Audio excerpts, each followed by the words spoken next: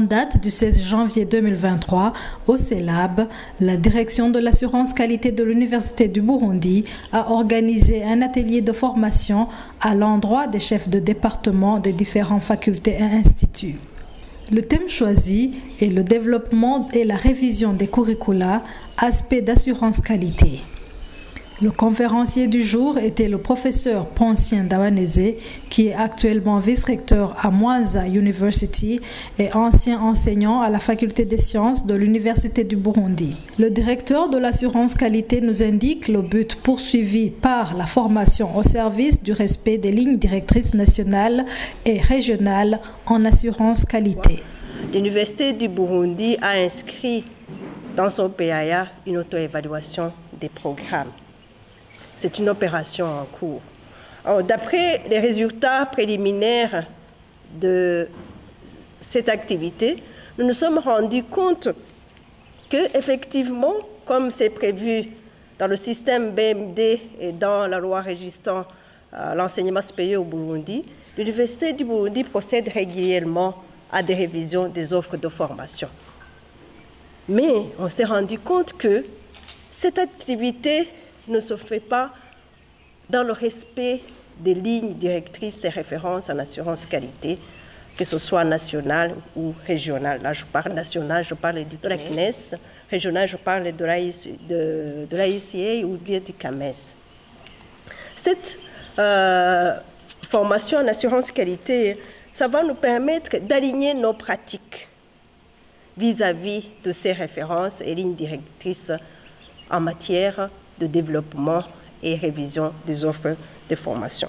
Le professeur Poncien Ndawanese nous expose le contenu de sa présentation ainsi que le bien fondé de la révision des curricula tant pour les lauréats de l'université que pour le monde du travail. Mon exposé, c'était de donner des guides techniques aux enseignants de l'université lorsqu'ils seront ou lorsqu'ils sont amenés à développer ou à revoir des curricula. Donc, c'est quelque chose qui est important parce que on a observé dans la sous-région que nos lauréats ne sont pas appréciés par les employeurs. Les employeurs se plaignent que les lauréats de nos universités n'ont pas les compétences requises pour travailler sur le marché du travail. Alors c'est pour ça que j'ai pris cette initiative de donner des guides pour le développement et la révision des programmes. Ce qui est important, c'est que l'on adapte le système de formation, le système d'éducation aux besoins nationaux. Et donc l'éducation contribue à répondre aux problèmes réels que vit la population burundaise, que vit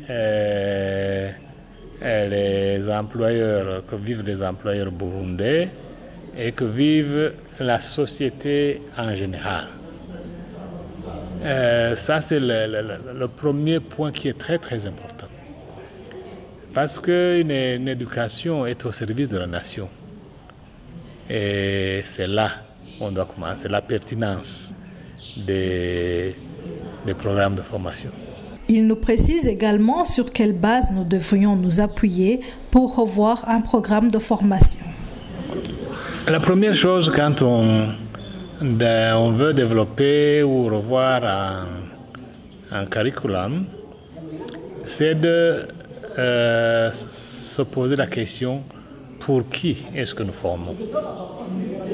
Alors, si nous savons pour qui nous formons, nous demandons à celui-là ou à ceux-là de nous dire le profil qu'ils attendent de l'université.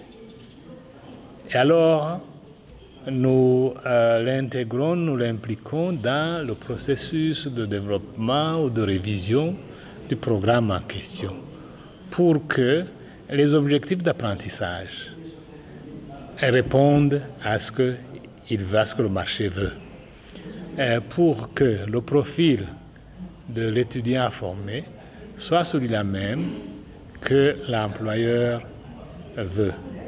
Autrement dit, si on ne fait pas ça, on forme des gens qui ne répondent pas aux exigences du marché et c'est pas bien. Il conclut en nous partageant l'expérience de Mwanza University dans le développement de ses programmes de formation.